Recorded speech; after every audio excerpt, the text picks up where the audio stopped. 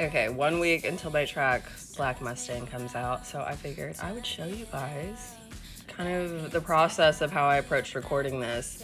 To be honest with you, when I went into the studio, when I was laying this track down, I had the rough idea of what I wanted the song to be. I had a couple of verses, but to be honest with you, I just put the beat on and I stepped up to the mic and I really approached it more in like a layered effect, in the sense of like I just fully riffed for the whole, the first take, track one. Then I muted that, then I made another track, and then I just did ad libs on that one. And then I muted that, and then I made another track, and then I sang over that. And then what I did is I went back and listened to what I had done there, kind of refined, like, okay, this is sounding like a verse, this is sounding like a chorus, this is kind of working, and then I kind of went in and refined it. So let me show you my homework. Also, I'm showing you my homework so you guys don't accuse me of making this with AI, because I didn't. All right, so as you can see,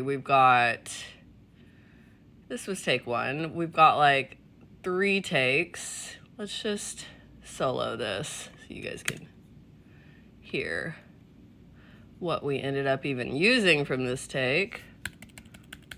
Why can't I hear it? Okay, so yeah, because do your thing, daddy. of course. Your black Mustang, toss me around, turn it up. All right.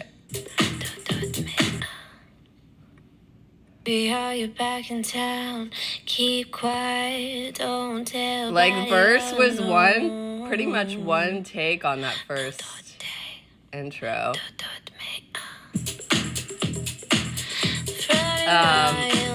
Also, for anybody who doesn't produce, when you're seeing this is basically automation. This is how I basically came back in and edited. So this is all one take. Then I come back in and I'm like, all right, this is the chorus. Obviously, this is the fucking chorus. And then just kind of cut it together and, brought in the ad libs where it made sense.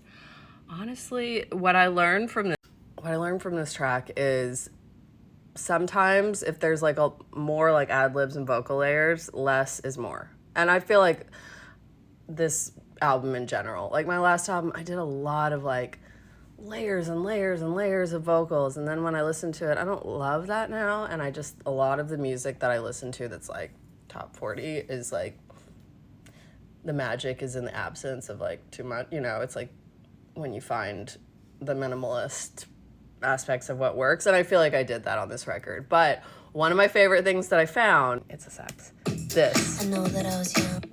This little sample.